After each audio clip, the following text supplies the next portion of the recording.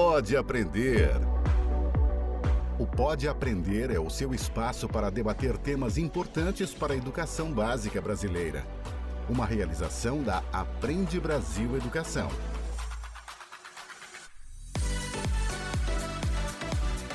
Olá, eu sou a Danaí Búbalo e este é o Pode Aprender, o nosso bate-papo qualificado sobre a educação básica brasileira. Continue aí na sua rotina, dando conta do seu dia a dia, enquanto você acompanha mais um episódio cheio de boas ideias e muito aprendizado. Vamos juntos? O ChatGPT não é inteligente, né? Não é que ele não é mais inteligente em algumas coisas do que as pessoas. Ele não é inteligente, em nenhum sentido que a gente considera inteligente. É um modelo estatístico de probabilidade. Ele faz estatística, ele busca as palavras através de correlação, a melhor, como eu disse, a melhor palavra que se encaixa. A escola também é local de produção de conhecimento, então a gente precisa ver os usos, os caminhos que as novas tecnologias podem trazer para a gente, os riscos e perigos também, né? Fazer esse contrabalanço para produzir novos conhecimentos, não apenas reproduzir o modelo que vem enlatado e é isso e pronto, né?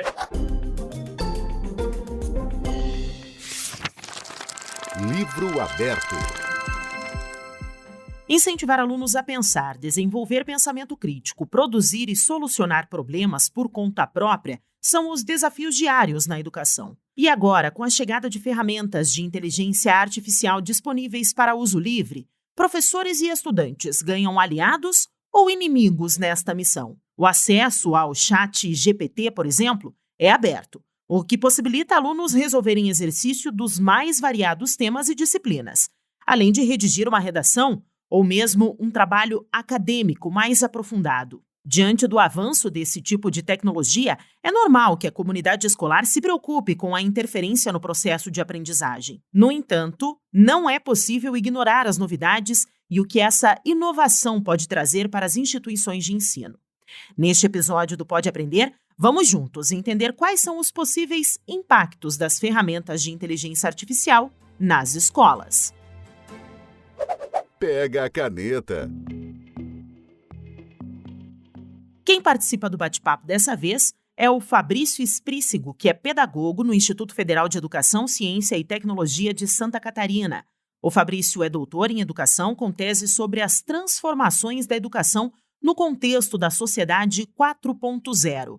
Fabrício, seja muito bem-vindo ao Pode Aprender e obrigado por aceitar o nosso convite. Obrigado, agradeço também. E hoje também temos a participação da Dora Kaufmann. Ela é professora da PUC São Paulo, doutora, pós-doutora com pesquisa no Brasil e no exterior, autora de vários livros, entre eles A Inteligência Artificial irá suplantar a inteligência humana e Desmistificando a Inteligência Artificial.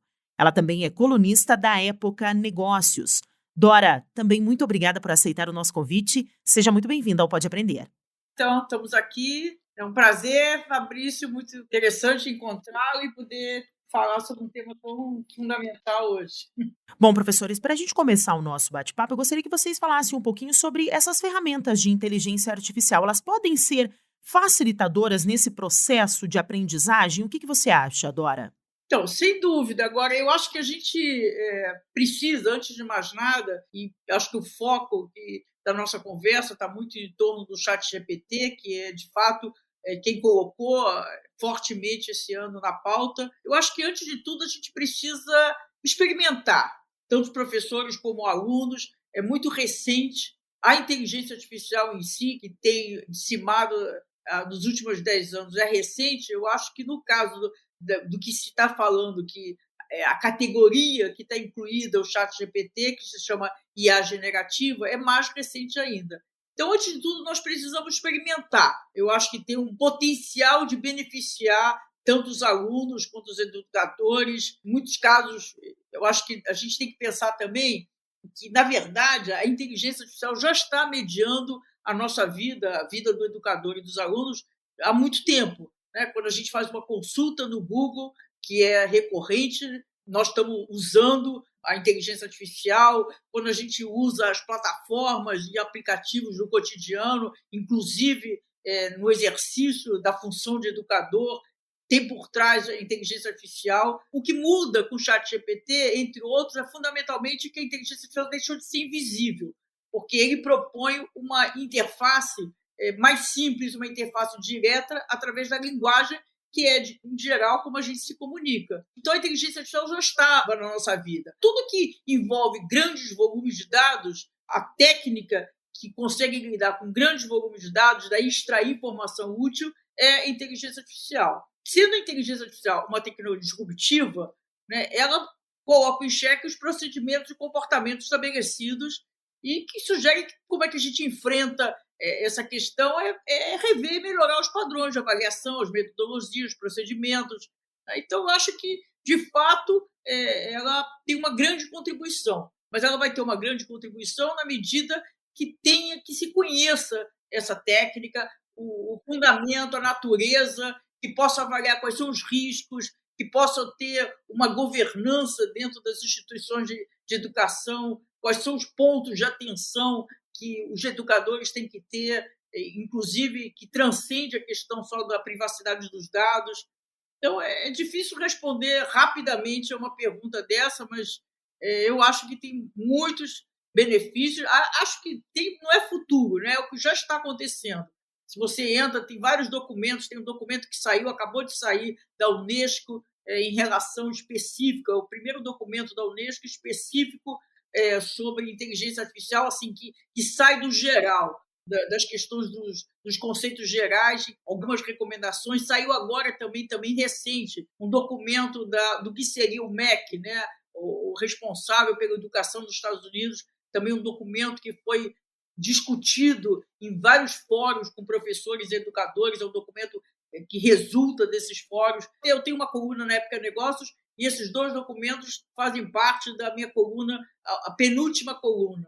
Eles têm lá os links para esses documentos. Então, acho que tem várias movimentações positivas que estão acontecendo e que estão dando alguma diretriz para os educadores. E para você, Fabrício, eu gostaria até que você comentasse um pouco também, com base nos seus estudos, essa questão, né, dessas novidades, dessas inovações, das tecnologias, nesse processo de aprendizagem.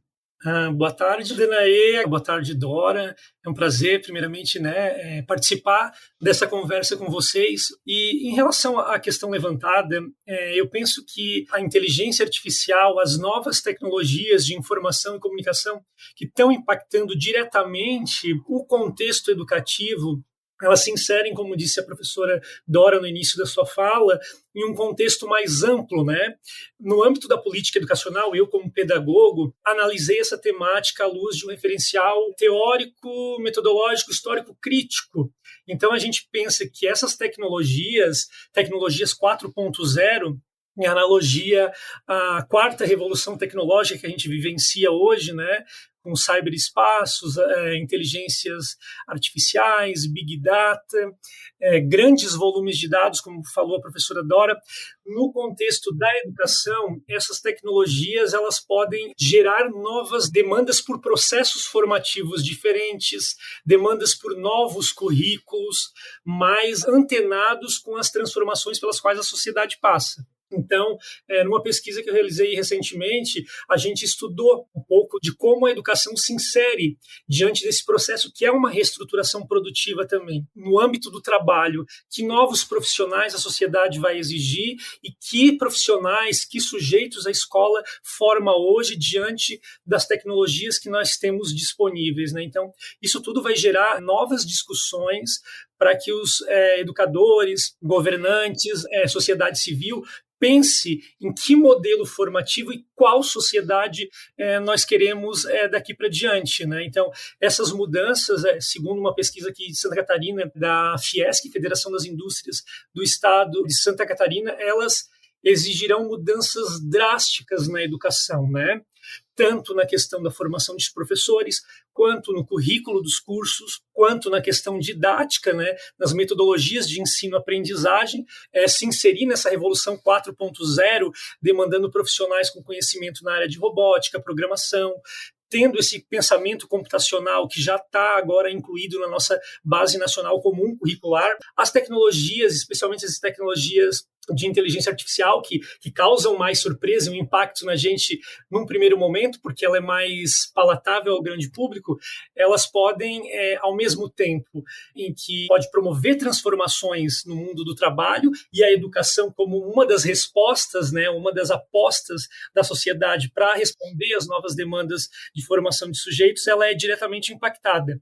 No âmbito do sujeito, da aprendizagem, eu vejo que ela pode facilitar muito a vida do estudante em algum aspecto, mas se não houver um uso ético, especialmente do estudante com citação de fontes, com precisão das informações, ela pode tornar o processo cognitivo, no âmbito da aprendizagem mesmo, pode tornar esse sujeito um pouco mais preguiçoso em termos de construção de novos conhecimentos, porque o conhecimento vai estar no mundo, vai estar nas tecnologias, mas será que é a apropriação individual desse sujeito? Será que realmente foi ele que produziu aquele texto da língua portuguesa ou ele foi extraído, por exemplo, de um chat GPT mediante um comando, né, um prompt inicial? Então, são questões que ficam para a gente agora muito mais discutir, não a proibição, porque ele já está aí, mas o uso ético, né, o uso regulamentado desses instrumentos que podem, de alguma forma, melhorar a vida das pessoas. Eu vou aproveitar essa fala do professor Fabrício com relação ao chat GPT, Dora, e eu gostaria que você falasse também, comentasse quais são os principais pontos, né? Os pontos positivos e também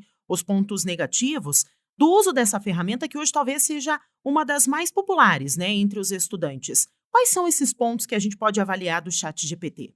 Antes, eu queria fazer uma observação. Eu acho que hoje o papel da educação assim, fundamental que eu vejo é capacitar o aluno para aprender a aprender. A realidade que a gente vive, ela está mudando muito rapidamente. Cada 5 anos parece que a gente mudou de planeta. Então fica muito difícil prever quais são as habilidades que vão ser necessárias para o mercado de trabalho quando a garotada que hoje está no ensino básico, mesmo na universidade, chegar ao mercado de trabalho. Então, hoje virou um chavão, mas eu estou plenamente de acordo, o fundamental, a função do educador, no meu ponto de vista, é ensinar, é formar os alunos, não é nem ensinar, uma formação para se capacitar a aprender. Como é que faz a curadoria das informações, o que faz sentido, o que não faz, como é que se capacita para estar sempre se atualizando, o que é se atualizar, como usar essa quantidade de informações, de plataformas disponíveis, onde buscar, quais são as confiáveis. Uma das grandes diferenças, por exemplo, de fazer pesquisa, que não é recomendado no ChatGPT e, por exemplo, no Google, comparativamente, é o fato de que no Google você te dá origem, né? Te dá fonte, então permite você fazer a sua curadoria. No ChatGPT, ele te entrega o texto final, a resposta, sem origem. Então, grande parte dessas respostas, que tem, do ponto de vista semântico, tem uma aparência crível, elas não são verdadeiras. Mas como ela não te dá origem, e como tem uma semântica crível, um texto muito bem escrito, ele passa uma credibilidade que não corresponde à verdade. Inclusive, em algumas situações que você pede o link, você pede a origem, ele inventa até livros que nunca foram feitos, né? Voltando ao ponto, à sua pergunta e ao ponto inicial meu, que eu acho que é o mais importante, é que tem que experimentar as tecnologias. Por exemplo, desenvolver seu plano de aula, né? Você vai lá e coloca no prompt o que é a base do seu plano de aula, ele te dá uma sugestão de plano de aula. Então, a partir dessa sugestão, aí você interage, você melhora. Ele é um colaborador seu. Eu quero saber sobre Machado de Assis. Quem foi Machado de Assis e quais as obras mais importantes de Machado de Assis. E fazer um exercício com os alunos de verificação. Né? Então, os alunos vão pesquisar em várias outras fontes para testar se aquilo é verdade ou não. Isso é um exercício de pensamento crítico. Então, o que tem que tomar cuidado é que não pode prescindir da supervisão humana. Tem que assegurar que o sistema não discrimina. Para que eu estou usando, como eu estou usando, quem foi que desenvolveu aquela funcionalidade, aquele sistema que eu estou usando, quem foi o fornecedor, onde foram treinados os algoritmos para ver se não tem viés discriminatório. Eu tenho que estar atento à questão dos dados, porque toda vez que nós interagimos com um dispositivo digital ou com um ambiente digital, nós estamos gerando dados. Para onde estão indo esses dados? Qual é a privacidade dos dados dos alunos? 1º de março, o Wharton Foundation, uma fundação americana, ela divulgou os 2 primeiros meses, janeiro e fevereiro, de uso do ChatGPT nas escolas, que seria a escola básica nos Estados Unidos. E foi interessante que o resultado mostrou que muito mais professores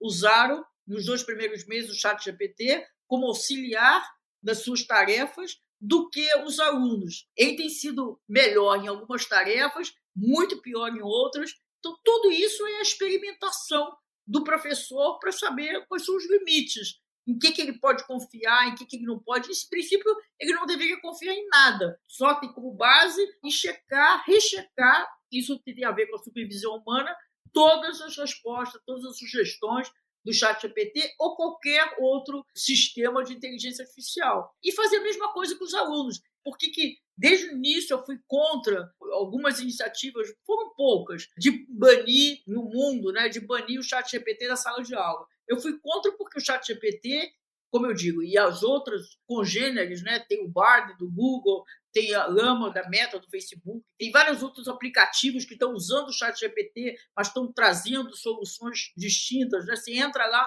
no Google, você põe aplicativos com ChatGPT para educação, para pesquisa, você vai ver que tem várias sugestões para marketing. Tudo isso tem que ser testado, tem que ser experimentado. Então não adianta banir, porque o que eu quero dizer assim, na vida dos alunos, tanto agora quanto no futuro, fazem parte da vida.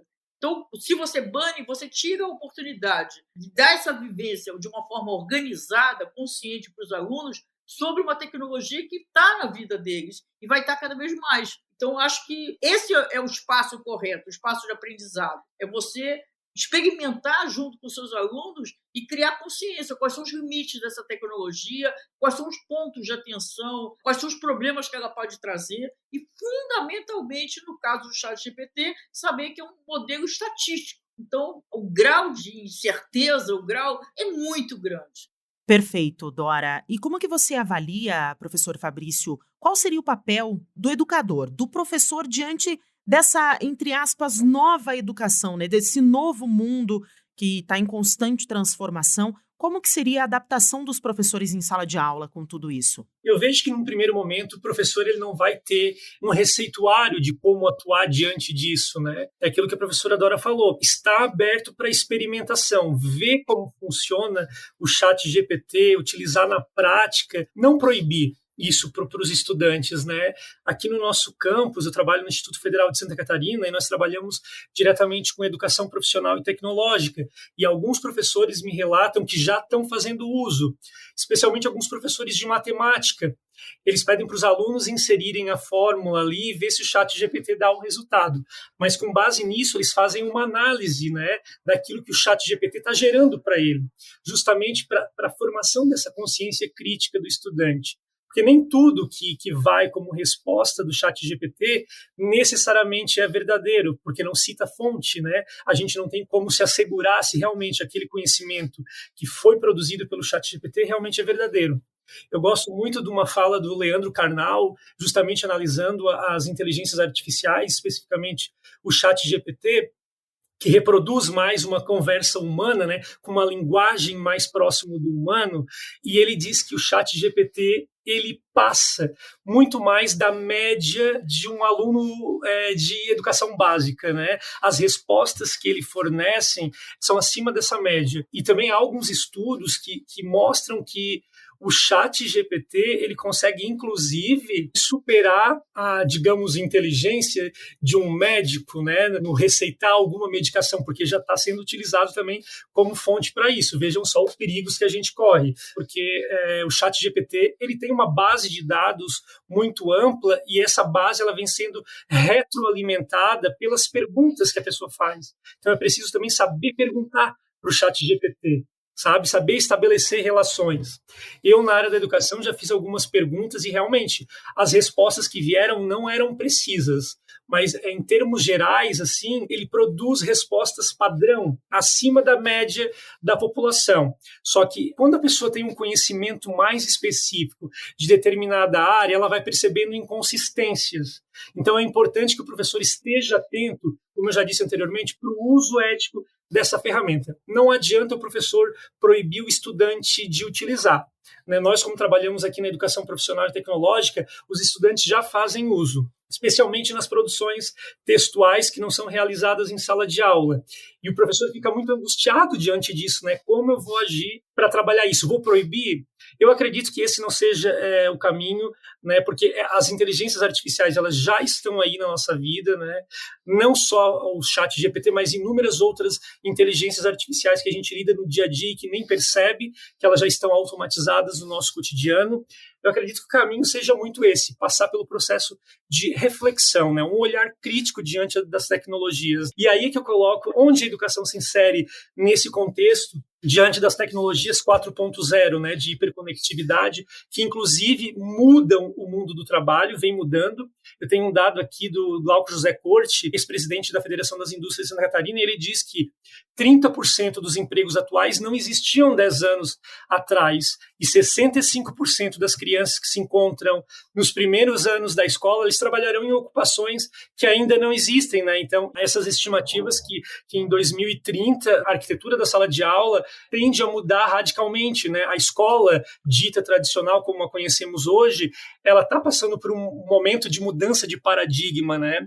Essa escola que a gente tem hoje vai dar conta, será, da nova sociabilidade contemporânea que advém das tecnologias que a gente está vivenciando, porque as tecnologias elas não provocam só mudança na educação, mas na sociedade como um todo. E a educação ela é um microcosmo da sociedade, então elas adentram a escola, e a escola não é uma ilha, né? Ela não está isolada, então ela precisa dialogar com essas novas criações e saber de que modo ela vai se inserir, né? Acho que a gente não tem respostas prontas hoje, é um processo muito inicial, mas que a gente precisa estar aberto a conhecer até mesmo para criticar, se for criticar, ou para utilizá-las de forma constante. Eu posso utilizar uma aula com uma perspectiva que vem sendo muito divulgada hoje, que é da aprendizagem maker, do aprender fazendo. Muitas instituições de ensino já atentadas a isso, especialmente instituições de ensino vinculadas a organismos como o Instituto Ayrton Senna, Todos pela Educação, né? Eles vêm induzindo políticas públicas que promovem uma nova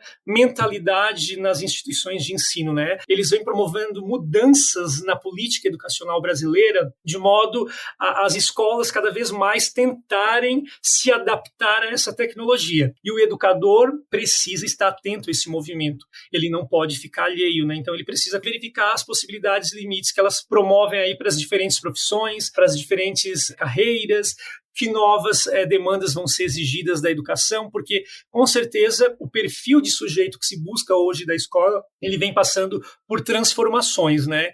E cada vez mais com o uso acelerado, a hiperconectividade, isso vai gerar também novas demandas da educação. Eu gostaria de fazer uma observação em cima de uma afirmação do Fabrício. O ChatGPT faz estatística. Ele busca as palavras através de correlação, a melhor, como eu disse, a melhor palavra que se encaixa, sem nenhum entendimento, ele não tem intenção. E ele também não produz conhecimento. O que ele tem de diferente em relação ao ser humano? Ele tem acesso a uma quantidade descomunal de dados. Os algoritmos do ChatGPT foi treinado numa base de 175 bilhões de parâmetros de dados. Então, ele acessa um conjunto de informações que nenhum ser humano consegue acessar.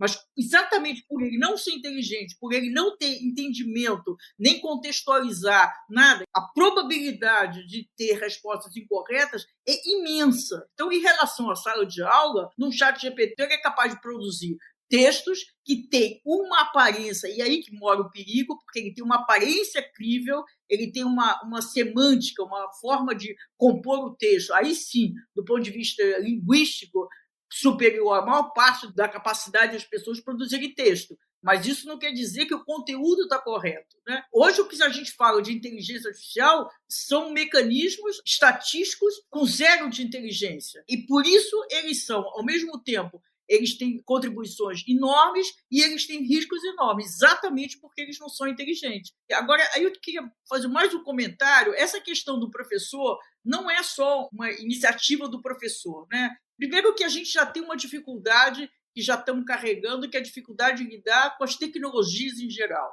Trazer as tecnologias digitais para a sala de aula já tem sido um desafio que ainda está longe de estar resolvido. A inteligência artificial, pela complexidade dela, ela aumenta esse desafio.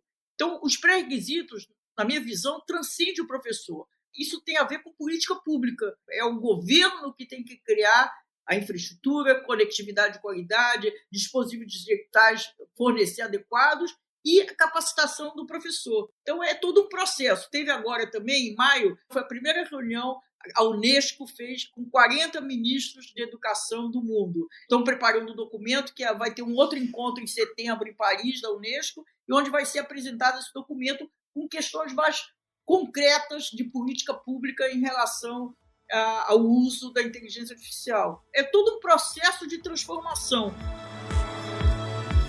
Múltipla escolha.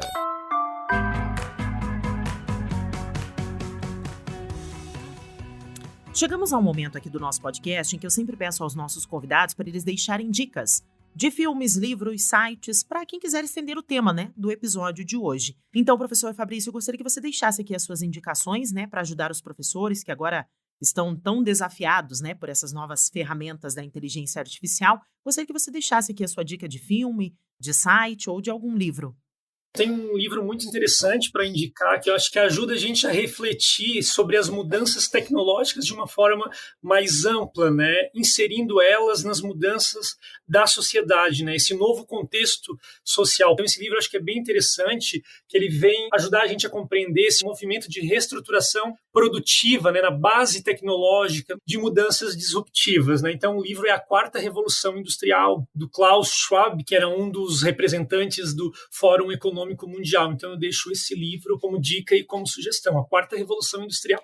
E, professora Dora, quais são as suas dicas de hoje? O livro que eu recomendo é o meu último livro, Desmistificando a Inteligência Artificial. Lancei o ano passado, editora Autêntica, e, de fato, como diz o título, é desmistificando. É uma boa introdução a esse mundo da inteligência artificial. E acompanhar, eu tenho uma coluna na Época Negócios, eu escrevo só sobre inteligência artificial. Então, lá tem todos os assuntos, a coluna é aberta, e eu sempre publico ela também no Facebook, no Instagram, no LinkedIn, mas ela é aberta, é só entrar lá, Dora Kaufmann, do Época Negócios, e eu estou sempre discutindo. Então, mais do que só o que eu estou escrevendo, tem os links para quem quiser aprofundar, buscar. Em relação a filmes, eu acho que tem vários documentários muito interessantes no Netflix. Coded Bias, que Bias é viés, em inglês, para mim é o melhor documentário sobre inteligência artificial. Tem um que é Vida Conectada, de 6 episódios, muito interessante também. Bom, agora saiu a nova do Black Mirror. Tem uma que chama Go, que é aquele jogo oriental que foi pela primeira vez em 2016, uma inteligência artificial ganhou o campeão mundial. Lá conta toda a história, também mostra como é que foi pensado, como é que se desenvolveu a inteligência artificial. Então é isso. Diversão para casa. E chegamos ao fim de mais um episódio aqui do Pode Aprender. Eu quero deixar aberto aqui os nossos canais de contato dos nossos professores, do professor Fabrício, para os ouvintes que queiram conhecer um pouco mais, Fabrício, do seu trabalho, né, fazer uma troca de experiências, ter uma conversa além aqui do nosso podcast. Quais são os seus contatos? Pode ser entrado em contato pelo meu e-mail institucional, que é fabricio.espricigo@ifsc.edu.br. Muito obrigada mais uma vez, professor Fabrício, pela sua participação e por essa troca aqui tão importante no Pode Aprender. Muito obrigado, Danaê. Agradeço o convite, agradeço a professora Dora também pela participação, pelo aprendizado e vamos para um próximo debate. E, professora Dora, quais são os seus contatos que você poderia deixar aqui para os professores, para que possam conhecer um pouquinho mais também sobre o seu trabalho? A forma de me achar é no LinkedIn, no Facebook, no Instagram. É só botar lá Dora Kaufmann, que me acha, e aí tem as formas de conectar. É o mais rápido, o mais fácil. Gostaria também de agradecer a professora Dora. Professora, muito obrigada pela sua participação e também por essa troca aqui no Pode Aprender. Muito obrigada, Danaí, pelo convite. Muito obrigado pela mediação. Foi um prazer, espero ter contribuído. O tema é muito complexo, a gente precisaria de mais tempo, mas teremos outras oportunidades. E obrigada a você que nos acompanhou em mais um bate-papo qualificado sobre a educação básica brasileira. O Pode Aprender é uma realização da Aprende Brasil Educação com a produção da banca do podcast. Para comentários e sugestões, basta enviar um e-mail para aprendebrasil@positivo.com.br. Acompanhe os próximos episódios do Pode Aprender na sua plataforma de podcast preferida, nas redes sociais e no site da Aprende Brasil. Até mais! Com produção e edição da banca do podcast, o Pode Aprender é uma iniciativa da Aprende Brasil Educação.